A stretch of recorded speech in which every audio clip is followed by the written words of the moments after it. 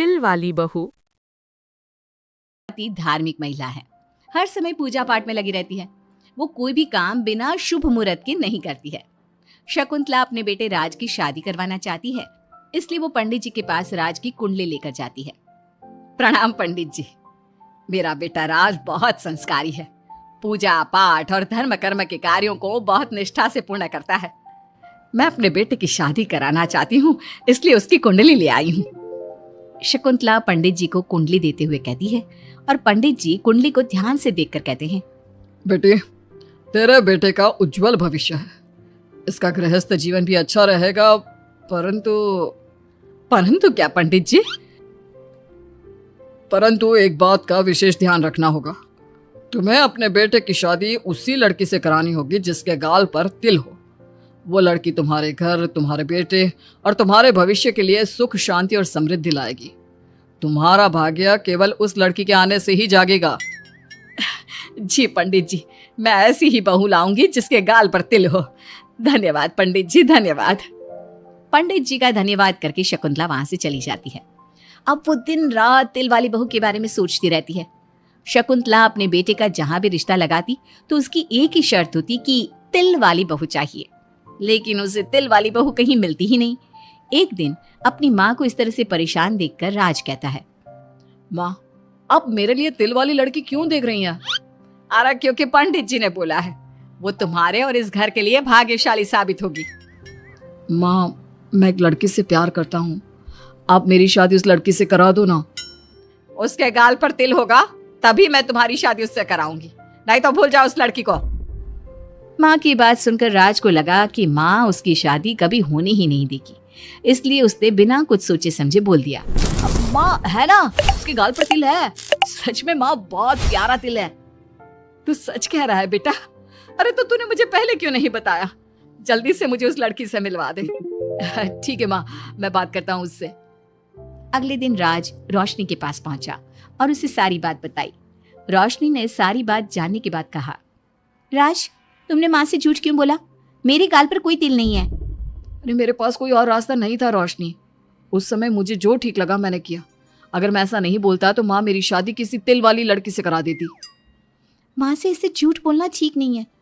माँ को कोई तिल वाली लड़की मिलती ही नहीं तो माँ अपने आप तुम्हारी शादी मुझसे कराने के लिए तैयार हो जाती। अरे तुम्हें पता नहीं, पंडित जी के मुख से निकली बात मेरी माँ के लिए पत्थर की लकीर है। वो आकाश पाताल एक कर देंगी, लेकिन तिल वाली लड़की ढूंढ कर ही रहेंगी। जो भी हो राज, लेकिन माँ को जब कभी सच्चाई का पता चलेगा तो उन्हें बहुत दुख होगा, और मेरे गाल पर तो तिल है ही नहीं। अब मैं माँ से कैसे मिलूंगी? तुम अपने गाल पर काजल से एक तिल बना लो ना, बाकी मैं संभाल लूंगा। अगले दिन रोशनी ने ऐसा ही किया। उसने काजल से गाल पर एक तिल बना लिया।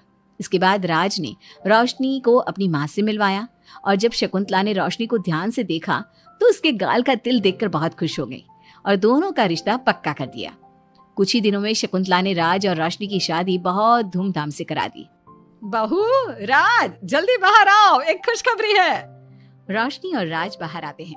राज, देखा, मेरी बहू के भाग्य से घर में खुशी आने लगी। जिस जमीन का केस हम पिछले 10 साल से लड़ रहे थे ना, वो केस अब खत्म हो गया है। अभी अभी वकील साहब का फोन आया है, वो केस हम जीत गए हैं।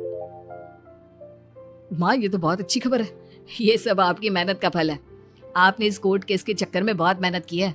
अरे नहीं बेटा, ये तो मेरी तिल वाली बहू के भाग्य से हो रहा है। पंडित जी ने बिल्कुल सही कहा था।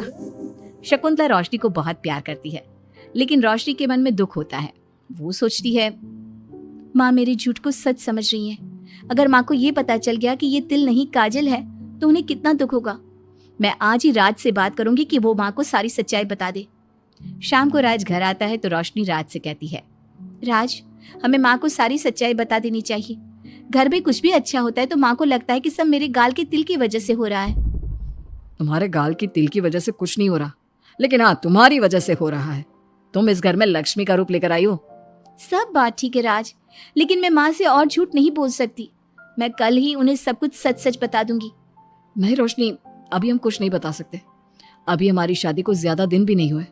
तुम माँ के दिल में अपने लिए थोड़ी और जगह बना लो, उसके बाद में पक्का मैं ही माँ को सब कुछ बता दूंगा।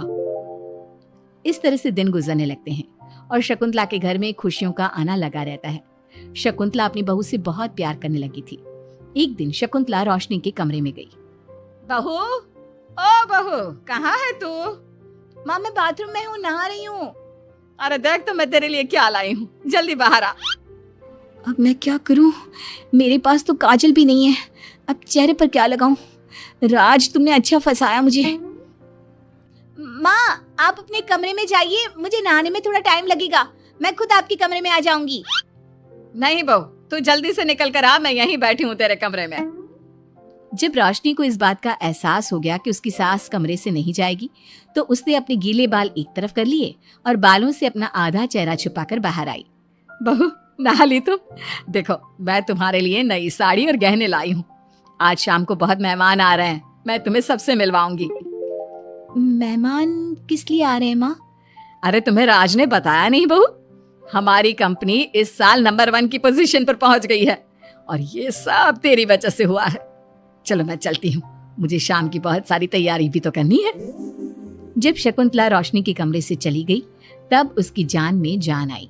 शाम को पार्टी में बहुत बड़े बड़े लोग आए थे। शकुंतला ने अपनी बहू को सबसे मिलवाया और उसकी खूब तारीफ की। पार्टी में सब लोग शकुंतला के सक्सेस का राज पूछ रहे थे, तो शकुंतला अपनी बहू और उसके तिल की तारीफ कर रही थी। एक दिन शकुंतला अपने बहू बेटे के साथ घूमने गई। आज हम घूमने आए हैं तो देखो मौसम भी कितना प्यारा हो गया है, लगता है बारिश आने वाली है। शकुंतला के इतना कहते ही जोरों की बारिश शुरू हो गई। रोशनी और राज कुछ सोच पाते इससे पहले ही रोशनी के गाल पर काजल का तिल बह गया और शकुंतला ने ये सब देख लिया। अब शकुंतला के गुस्से की कोई हद ना रही। तूने मुझसे झूठ बोला? तेरी इतनी हिम्मत? कल वही मैंने तुझे इतना प्यार किया, तुझे अपने बेटे से ज्यादा ममता दी और तूने मेरे साथ विश्वासघात किया। मैं तुझे कभी माफ नहीं करूंगी। माँ, इसमें रोशनी की कोई गलती नहीं है, मैंने ही कहा था इसे ऐसा करने के लिए। रोशनी ने कई बार आपको सच्चाई बताने की कोशिश की, लेकिन मैंने हर बार उसे रोक दिया। क्या तूने कहा था? क्यों किया तूने ऐसा? कितना बुरा दिन था वो जब मैंने तुम दोनों की शादी करवाई और तुझे शर्म नहीं आई अपनी माँ को धोखा देते हुए? तो माँ, मैं और क्या करता? अब तो पीछे ही पड़ गई थी तिल वाली बहू के। आपको कोई लड़की भी तो नहीं मिल रही थी और मैं रोशनी को बहुत प्यार करता हूँ, उसके बिना नहीं रह सकता। हाँ, तो अब इसी के पास रहे, मैं तुम दोनों की शक्ल नहीं देखना चाहती।